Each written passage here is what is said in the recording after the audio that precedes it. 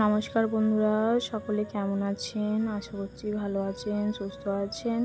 আমরাও সকলে ভালো আছি। ভিডিওটি এখন থেকে শুরু করলাম। সারাদিন ধরে জল হচ্ছে। আজকে সকালের দিকে জলটা হচ্ছিল, 9টার পর থেকে আর বৃষ্টিটা হয়নি।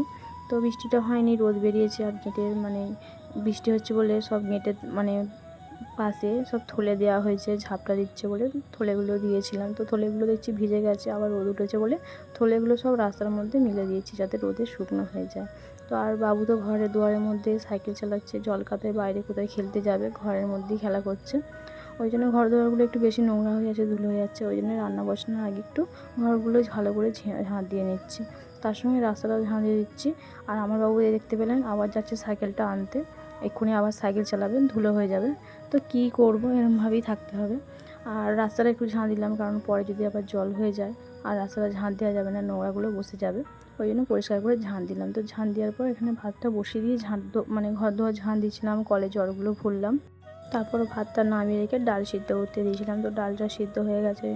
তারপরে গামলার মধ্যে এখন ফোড়ন দিয়ে ঢেলে নিলাম। তো আজকে জল কাতার দিনে রান্না কি করব, কিছুই তো রান্না ছিল না। এরকম বৃষ্টি হলে আমাদের এখানে মাছের গাড়ি আসে না, আর বাজার বাট্টি সেরকম বসে না। আর আমাদের এখানে বাজারটা অনেকটা দূর, বাজার করতে যাওয়ারও অসুবিধে। জল কাদায় ভিজে ভিজে কী করে যাওয়া হবে। ওই জন্য বাড়িতে যা ছিল সেগুলো দিয়ে আজকে রান্নাটা সেটা নিলাম। তো আজকে রান্না ছিল পটল ছিল, ঢ্যাঁড়স ছিল, হোঁপা ছিল, ওইগুলো একটু শুকনো হয়ে গেছিলো। ভাবলাম যে রান্না করলে ভালো লাগবে না, ওই জন্য আজ ভাজাভুজি করে ফেললাম। তো পটল ভাজা, ঢ্যাঁড়স ভাজা আর ডিম ভাজা করেছি। ডিমটা মা পরে যে সাদা মাথায় দিয়ে ভিজে ভিজে যে ডিমটা কিনে নিয়েছিল, ডিমটাও ফুরিয়ে গিয়েছিলো। আর ডাল করেছি, আর পোস্ত ছিল বাড়িতে, পোস্ত আলু পোস্ত করছি। আর আমাদের তো এরকম ভাজাভুজি পোস্ত ডাল হলে সবার খেতে তো খুবই ভালো লাগে। আমাদের সবাই ভালোবাসে এরকম ভাজাভুজি ডাল দিয়ে ভাত খেতে। তো তোমরা কে কে এরকমভাবে ভাজাভুজি ডাল পোস্ত দিয়ে ভাত খেতে ভালোবাসো, অবশ্যই কমেন্ট করে আমাকে জানিও। তো যাই হোক, আমার রান্না সবই হয়ে গেছে। এই দেখুন ভাজাভুজিগুলোও হয়ে গেছে, ডালটাও হয়ে গেছে, আর পোস্তটা হলেই হয়ে যাবে। তো এখন পোস্তটা চাপিয়ে দিয়েছি, তারপর বাইরে একটু এসে দিয়েছি, দেখে আবার বৃষ্টি শুরু হয়ে গেছে।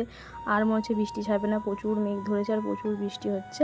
চলুন, বৃষ্টি তো হয়েই যাবে। ভিডিওটা এখানেই শেষ করলাম, দেখা হচ্ছে পরের একটি ভিডিও।